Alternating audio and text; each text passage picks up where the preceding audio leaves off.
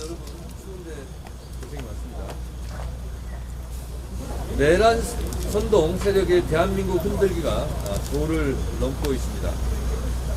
헌법 파괴 책동이고 제2의 내란 선동이 기승을 부리고 있습니다. 국기문란 법치농단입니다. 서부지법 폭동에 이어 헌법재판소를 휩쓸 것이라는 섬뜩한 언어 폭력도 난무합니다. 헌법재판소 재판관 신상털기와 모욕주기, 헌법재판관 집 앞에까지 찾아가 가짜뉴스, 욕설, 조롱, 협박을 하고 있습니다. 이런 자들은 싹 다 잡아들여야 합니다. 불법 폭력 행위자들은 체포 명단을 작성해 싹 다 잡아들이기 바랍니다. 형법에서 규정하고 있는 국헌문란, 내란이란 헌법과 법률에 정한 절차에 의하지 아니하고 헌법, 법률의 기능을 마비시키고 헌법기관을 강압에 의하여 전복 또는 그 권능 행사를 불가능하게 하는 것으로 규정하고 있습니다. 헌법재판소의 기능을 마비시키려 하는 것 자체가 제2의 내란 행위입니다. 내란 선동, 폭동 유발자들은 내란죄에 준하는 엄벌에 처해야 합니다. 내란 옹호 세력은 대한민국 사법 체계를 부정하고 있습니다. 경찰도 못 믿고, 검찰도 못 믿고, 법원도 못 믿고, 헌법재판소도 못 믿겠다면 도대체 누구를, 무엇을 믿겠다는 것입니까? 망상에 빠져 내란을 일으킨 윤석열과 거짓과 허상을 쫓는 내란 옹호 세력은 대한민국의 이름으로 퇴치해야 할 내란 공동체입니다. 국민의 짐이 되어버린 국민의힘은 내란의 힘입니까? 착시 현상에 빠진 내란의 힘은 결국 사멸할 것입니다. 내란 옹호, 내란 선동 세력은 제발 정신 차리기 바랍니다. 헌법재판소 흔들기를 당장 중단하시기 바랍니다.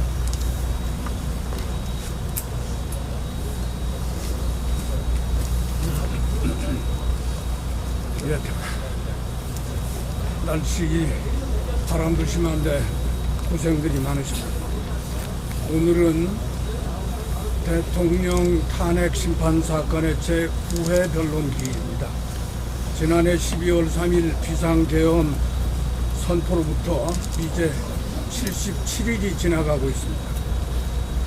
피청구인이 시대착오적인 장기 집권의 망상을 품고 이른바 셀프 쿠데타 형식의 내란 행위를 벌인 것에 대해서 그에 마땅한 헌법적 대응을 하고 있는 것이 바로 이 탄핵 심판 사건입니다. 피청구인의 일련의 내란 행위, 그 사실관계와 성격은 당초부터 분명하다 할 것입니다. 그런데 그렇더라도 헌법이 보장하는 여러 절차적인 권리들을 피청구인에게도 보장해 주고자 지금 매우 신중한 절차를 진행하면서 시일이 흐르고 있습니다. 그런데 이렇게 시일이 흐르는 사이에 최근에 이르러 정말 우려스러운 그런 상황이 전개되고 있습니다. 보도에 의하면 피청구인의 일부 극렬 지지자들이 이 탄핵 심판 사건의 심리를 진행 중인 헌법재판소 재판관들의 주거지 자택을 찾아서 몰려가서 모욕적인 비난, 사퇴 압박, 그리고 물리적 가해 협박 등 범죄적 행위를 벌이고 있다는 것입니다. 참으로 개탄할 일입니다. 우리가 소중하게 키워왔던 민주 헌정 질서의 근간을 허물어뜨려서 하루아침에 만신창이로 만들려고 하는 이러한 반지성적 만행은 도대체 무엇을 그리고 누구를 위한 것입니까? 그런데 더욱 걱정되는 것은 이러한 소동이 단지 일부 몰지각한 인사들의 우발적 그리고 일회적 소동이 아니라 피청구인 주변의 인사들이 내란 범죄자를 엄호하겠다는 목적으로 사실관계를 왜곡하는 억지 주장을 하고 또 범죄자를 피해자로 둔갑시키는 궤변으로 대중을 오도하고 있는 그 결과라는 것입니다. 그런데 또 다른 한편에서 피청구인이 내란 범행 후 그에 따른 수사, 재판 또는 이 사건 탄핵 심판을 받는 과정에서 피의자 또는 피청구인으로서의 인권을 보장받지 못하고 있다고 주장하는 국가기관이 나섰다고 합니다. 피청구인이 내란 범행 후 수사나 체포 그리고 구속, 이어지는 재판 절차에서는 물론이고 수감 생활의 와중에도 일반 국민, 일반 피의자들과는 너무나 다른 여러 특권과 혜택을 누리고 있다는 것을 언론 보도를 통해서 익히 알고 있을 텐데도 이러한 주장을 하는 것이 놀랍습니다. 더구나 아이러니한 것은 바로 그러한 주장을 주도하고 있는 인사들이 사실은 그동안 사회적 약자, 소수자의 인권에 대해서는 눈 감고 외면하고 오히려 그 사회적 약자들을 혐오하고 모욕하던 인사들이라는 점이 더욱 놀랍습니다. 이 지점에서 필요한 것은 이러한 가치 전도의 혼란상을 가장 빠르게 그리고 효과적으로 극복하고 위기에 처한 민주 헌정 질서를 세우기 위한 노력을 서두르는 일입니다. 그리하기 위한 가장 기묘하고 또 확실한 해법은 바로 이 탄핵 심판 사건에서 결정으로 피청구인을 대통령이 직무에서 확정적으로 배제하는 것입니다. 우리 탄핵소추 대리인단은 이 목표를 위해서 더욱더 노력해 나가겠습니다.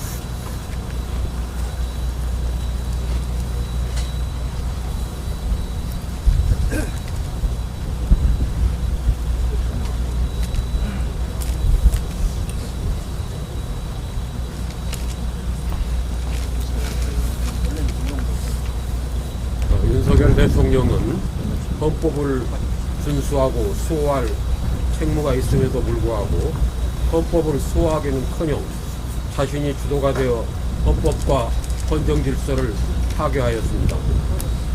비상계엄 해제 결의 중인 국회를 공격하였습니다. 그리고 포용의 활동으로 국회와 지방의회, 정당 활동을 금지하였습니다. 만일 국회 운영자금을 완전히 차단하고 비상입법기구 예산을 편성하라는 내용이 담긴 기재부 장관에 대한 계엄 지시 문건이 실행된다면 국회의 기능은 완전하게 무력화됩니다. 한편 선거관리위원회에 들어가 서버를 확보하고 선관위 직원을 체포하려 했던 목적은 총선 이후 구성된 국회 해산 명분을 찾기 위한 것이었습니다. 결국 비상계엄의 궁극적인 목표는 국회를 해산하고 국가 비상입법기구라는 반헌법적인 기구를 통해 입법권까지 장악하여 독재정을 수립하려는 것으로 볼 수 있습니다. 이는 법치국가의 원칙, 권력 분리구 원칙에 대한 전면적인 공격 행위입니다. 헌법 수호의 관점에서 도저히 용납될 수 없는 행위입니다. 정보사령관을 역임했던 민간인 노상원은 12.3 내란의 핵심 비선으로 알려져 있습니다. 그는 지난해 9월 김용현 국방부 장관의 취임 후 계엄 당일까지 국방부 장관 공간을 22회나 방문하고 비아폰도 사용하고 있었습니다. 지금까지 밝혀진 바로는 선관위 부정선거 의혹 수사를 담당하는 의혹을 수사하는 합동수사본부 제2수사단을 배후에서 사실상 지휘하는 책임자가 노상원이며 그가 직접 노태학 중앙선거관리위원장에 대한 신문을 담당한다는 것이었습니다. 그런데 최근 언론 보도에 따르면 노상원 수첩에 정치인, 법조인, 방송인, 체육인 등 500명의 수호 대상 명단이 있고 A, B, C, D 등급으로 분류하여 순차로 체포하고 폭파 등 여러 방식으로 제거하는 방안이 적혀 있다고 합니다. 뿐만 아니라 장기 집권이 가능하도록 헌법을 개정한다는 내용이 있습니다. 더하여 러시아와 중국의 선거제도에 관한 기재도 있다고 하니 이보다 어처구니 없는 일은 없을 것입니다. 만일 수첩의 내용이 하나라도 실현되었다면 참으로 끔찍한 세상이 되었을 것입니다. 이 수첩에 대한 철저한 진상규명이 필요합니다.